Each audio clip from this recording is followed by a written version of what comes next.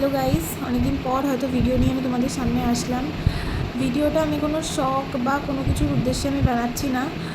আমি আর তাছাড়াও এই ভিডিওটা বানানোর কোনো এই সম্বন্ধিত কোনো ভিডিও বানানোর মুড বা অবস্থা আমার নেই।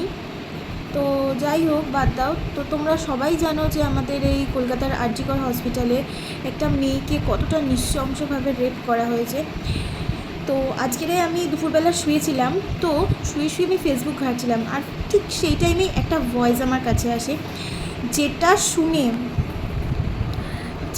শুনে লিটারালি আমি স্পিচলেস হয়ে গেছি। মানুষ এতটা এতটা এতটা নিচে কী করে নামতে পারে? জানোয়ারের চেয়েও অধম, জানোয়ারও তাদেরকে বলা যায় না, তার থেকেও যদি কোনো নোংরা কিছু যদি থাকে তাহলে হয়তো সেটাই। আমি জানি না যে তোমাদের এই ভয়েসটা শুনে তোমরা কি বলবে, এবং আমার ভয়েসটা শোনার পরে আমি যেই কথাগুলো বলবো সেই কথাতে কতটা তোমরা সাথে থাকবে কি না আমি জানি না। তো তোমরা যাই বলো না কেন, দেখো যেটা সত্যি আমি সেটা বলবোই। তো আগে তোমরা প্লিজ একবার ভয়েসটা শুনে নাও। বন্ধুরা, আমি সোমা বলছি, সোমা মুখার্জি। এত কষ্ট হচ্ছে ভিতরে, যে হসপিটালে বসে থাকতে পারছি না। আমাদের সব ডাক্তাররা সবাই খুব ডিস্টার্বড। আজকে তো ওপিডি বন্ধ রাখা হয়েছে। তোরা জানিস সমস্ত ঘটনা শুনলাম, যা মানে সত্যিকারের ঘটনা, যেটা আর.জি. করের ভিতরের যে ডাক্তার তারা তাদের বন্ধু বান্ধব মারফত এটা ছড়িয়ে এসছে আমাদের কাছে। অ্যাকচুয়ালি যেটা ঘটেছে সেটা হচ্ছে, আমি শুনে তো বিশ্বাস করতেও নিজেকে কেমন লাগছে রে। প্রত্যেকটা আমাদের ওয়েস্ট বেঙ্গলের প্রত্যেকটা মেডিকেল কলেজে, বিশেষ করে কলকাতার সরকারি মেডিকেল কলেজগুলোর প্রিন্সিপালরা, ডিপার্টমেন্টাল হেডরা, প্রিন্সিপালরা বিশেষ করে তারা ওখানে একটা সেক্স র্যাকেট চালাতো, তারা একটা ড্রাগ র্যাকেট চালাতো। ড্রাগ র্যাকেট মানে ওই যে ওটাতে বলেছে না, ড্রাগ মানে শুধু ওই হেরোইন আর ব্রাউন সুগার টাকা। সেই সমস্ত টাকার একটা বড় অংশ যেত পার্টি ফান্ডে, বুঝতেই পারছিস তাহলে। সেই জন্য পার্টির একদমই কাছের উনি, পার্টির মানে একদম খোদ, ওপর লেভেলের একদম আসল জায়গাকার কাছে। তো এবার উনি এই যে নেক্সাসটা চালাতেন, তাতে রীতিমতো কোন ইন্টার্নকে উনি পাশ করাবেন, কোন পিজিটাকে উনি থিসিস কমপ্লিট করাবেন, সেগুলো সব ভয় দেখিয়ে টাকা নিতেন। আর তার হয়ে কাজ করতো ওই ইন্টার্ন হাউস স্টাফের একটা পুরো বড় নেক্সাস। এবার এই মেয়েটির যে পিজিটি, মেয়েটি অত্যন্ত ভালো, সে তার থিসিসটা কমপ্লিট করাবে না বলে হুমকি দিচ্ছিল। সে এটা জানতে পেরে গিয়ে বলেছিল যে আমি এরকম কোনোভাবেই মেনে নেব না, আমি এর বিরুদ্ধে আমি যাবো এবং আমি এর বিরুদ্ধে সব ফাঁস করে দেবো। তখন তাকে রীতিমতো ধমক দেওয়া হচ্ছিল। এটা চলছিল লাস্ট 6 মান্থস ধরে। 6 মাস ধরে তাকে হুমকি দেওয়া, তার প্রতি বেশি বেশি প্রথমের দিকে কি করছিল, অত্যাচার করছিল। কিরকম, বেশি বেশি করে নাইট ডিউটি দিচ্ছে, অ্যাট স্টেজ 36 আওয়ার্স ডিউটি, বেশি বেশি করে নাইট, বেশি বেশি করে খাটানো। এবং এগুলো সব জানে ডিপার্টমেন্টাল হেড, চেস্টের যে ডিপার্টমেন্টাল হেড সেও জানে, সিনিয়র পিজিটিরা সবাই জানে। প্রিন্সিপালের নির্দেশেই হচ্ছে এবং ওনার নেক্সাসের ছেলেমেয়েরাই কাজ করছে। তারা 6 মাস ধরে এটা করেছে। করার পরেও যখন ওকে আটকাতে পারেনি, তখন কি করেছে, ওই দিনকে ওরা ঠিক করেছে, যে দিনটাতে এই ঘটনাটা ঘটেছে সেদিন কতখানি প্ল্যান্ড এবং গট আপ গেম দেয়। সেই দিন ওই ঘরে, ওই সেমিনার রুমে প্রত্যেক দিনই চারতলার আরও অনেকেই যারা সিনিয়র পিজিটি বা জুনিয়র পিজিটি, তারা কিন্তু বিশ্রাম নিতে যেত, অনেকেই ওই ঘরে যেত। সেই দিনকে ও একা, ওকে ওকে বলেছে তুমি ঘুমিয়ে পড়ো, ওকে একা রেখে এসেছে। বাকিরা কাউকে যেতে দেয়নি, বলেছে ওই ঘরে আজকে ঘটনা ঘটছে, কাজ হচ্ছে, ওই ঘরে কেউ যাবে না। ওই ঘরে সেই দিনকে ওর সাথে যখন খাওয়া দাওয়া করেছে বাকি 4 জন, সেই 4 জনের মধ্যে একটি মেয়ে পর্যন্ত ছিল। সে কিরকম মেয়ে চিন্তা কর, এরা ডাক্তার না জানোয়ার জানি না, আমি জানোয়ার বললেও জানোয়ারদের অপমান করা হয়, মানে জানোয়ার সমাজে এরকম কাজ হয় না। তো ডাক্তার নাকি আমি বলতে পারবো না। সেই ইন্টার্ন মেয়েটি আরেকটি ইন্টার্নের গার্লফ্রেন্ড। তো তার সাথে ওই পিজিটি মেয়েটি প্রচুর ঝগড়া হয়েছে। ঝগড়া হওয়ার পরে তারা তো হুমকি টুমকি দিয়ে চলে গেছে, দিয়ে তারপর বলেছে তুমি ঘুমো। এবার ও তো আর জানে না, ভালো মনে শুতে এসেছে। তারপরে তারা গিয়ে মদটদ খেয়েছে, 7-8 জন মিলে চড়াও হয়েছে। এবং তোরা জানিস যে প্রথমে তার হাত দুটোকে দুপাশে দুজন ধরে রেখেছে, এবং সেই কাজে সেই মেয়েটিও সাহায্য করেছে, ইন্টার্ন মেয়েটি। দুজন ওকে পা দুটোকে টেনে জরাসন্ধের মতো ছিঁড়ে ফেলেছে, ছেঁড়ার মতো করে টেনেছে, যাতে পেলভিক বোন ভেঙেছে, কলার বোন ভেঙেছে। কি বিপর্যস্ত, বিধ্বস্ত, কি নৃশংস অত্যাচার করেছে। ওকে উল্টো দিক করে শুয়েছে, পিঠের ওপর দিয়ে বুট পরে হেঁটে গেছে, মাথাটাকে এমন থেঁতলেছে যে স্কাল ফাল রাপচার হয়েছে। এই সমস্ত করার পরে শ্বাসরোধ করে তাকে মেরেছে। মেরে তারপরে আরও যেটা আরও ভয়ঙ্কর, যে একটা মৃত মানুষকে মিনিমাম ডিগনিটি দিতে জানে না, তারা নিচে এসে দেখেছে ওই সঞ্জয় তখন বসে মদ খাচ্ছিল অন্য আরো গ্রুপ ডিস্টার্বদের সাথে। সঞ্জয় ছেলেটা হচ্ছে তার কাটা সঞ্জয় বলতো ওরা, ওকে বলে ফল গাই। ওর একটু ওইসব আলুর দোষ আছে, ও যত্রতত্র যখন তখন প্রস্টিটিউট এলাকায় যায়। এবার দেখেছে যে একে দিয়ে যদি একটা রেপ করিয়ে দিতে পারি, তাহলে ঘটনার মোড়টা অন্যদিকে ঘুরে যাবে। এইবার ওকে বলেছে যা, সেমিনার রুমে তোর জন্য রেখে এসেছি, যা তুই এবার গিয়ে কাজ করে দিয়ে আয়। ও এসে ওই ডেড বডিকে রেপ করেছে, যাতে তার ভ্যাজাইনাতে সিমেন্ট পাওয়া যায়।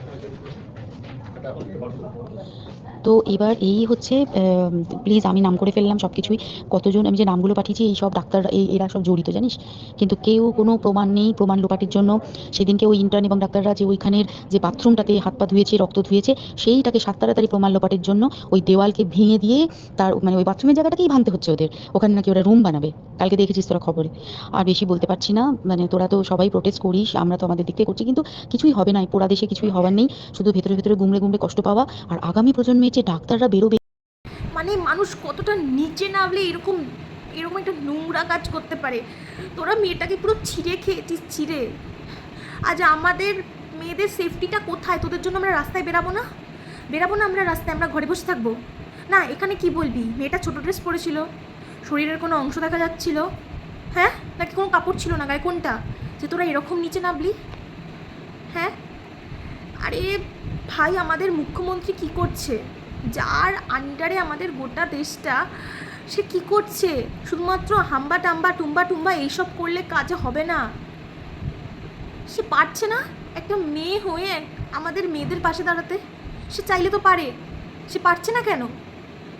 তোমরা শুধুমাত্র লক্ষ্মী ভাণ্ডার এই সব 500,000 টাকার সামনে তোমরা বিক্রি হয়ে যাচ্ছ। হ্যাঁ, যদি দম থাকে তাহলে বাংলাদেশের মতো লড়াই করে দেখাও। সামনে যে আসবে তাকে গুড়িয়ে দাও, যে যেটার যোগ্য তাকে সেই জায়গায় বসাও।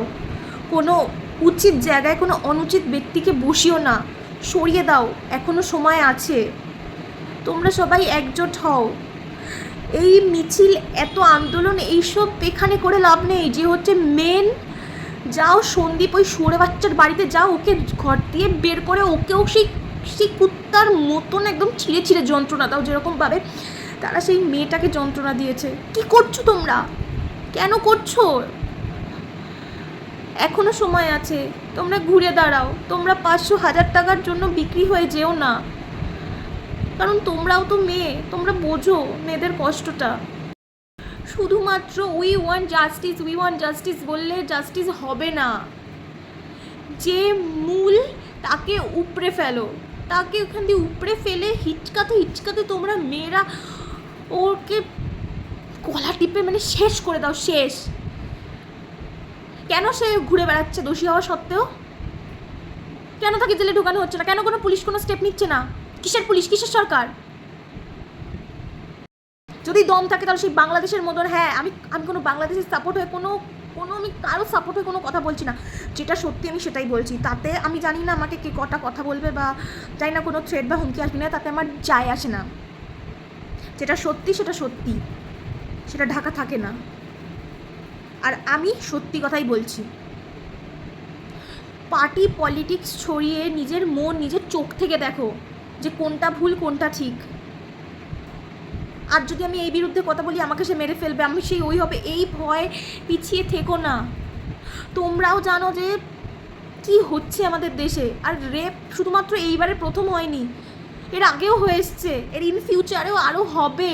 হ্যাঁ হবে, যদি কোনো স্টেপ না নেওয়া হয় তাহলে হবে। ধর্ষকেরা কী শাস্তি পায়? কী শাস্তি পায়? কোনো শাস্তি পায় না। আমাদের সরকারের উচিত সেই ধর্ষকদের ধরে ধরে তিলে তিলে মারা। আজ লক্ষ্মী পুজো করছো, আজ এই করছো, দুর্গা পুজো করছো, কিসের পুজো? যেখানে মেয়েদেরই কোনো সম্মান হয় না, মেয়েদের বিরুদ্ধে কেউ দাঁড়ায় না, শুধুমাত্র হাউ হাউ করে চিল্লালেই সব কিছু হয় না। যেইখানে গিয়ে যেটা করার সেটা করো। আর কোনো ভুল ব্যক্তিকে সিংহাসনে বসিও না, এখনো সময় আছে। তোমরা সব একজোট হও। যদি আজ আমরা না পারি তাহলে আর কখনো আমরা পারবো না। তোমরা ভয় থেকে বেরিয়ে আসো, প্রতিটা মেয়েকে বলছি তোমরা বেরিয়ে আসো। আজ তোমরা যদি না বেরিয়ে আসো, তোমরা যদি গলার আওয়াজ না বের করো, তাহলে এই কুত্তার বাচ্চা, শুয়োরের বাচ্চাগুলো কোনো দিনও, মানে কুত্তার বাচ্চা, শুয়োরের বাচ্চা, এদেরকে বলে আমি এদেরকে অপমান করতে চাই না, মানে এদের থেকেও হিংস্র প্রাণী যারা হয় তাদের সাথে আমি এদেরকে তুলনা করতে চাই। তারা বেঁচে যাচ্ছে, তারা আজ এই মেয়েটাকে, কাল অন্য কোনো মেয়েকে, এবং পরশুদিন হয়তো কোনো আমার বাড়ির কি কাউকে হতে পারে। তো তোমরা প্লিজ চুপ করে থেকো না, তোমরা একজোট হও।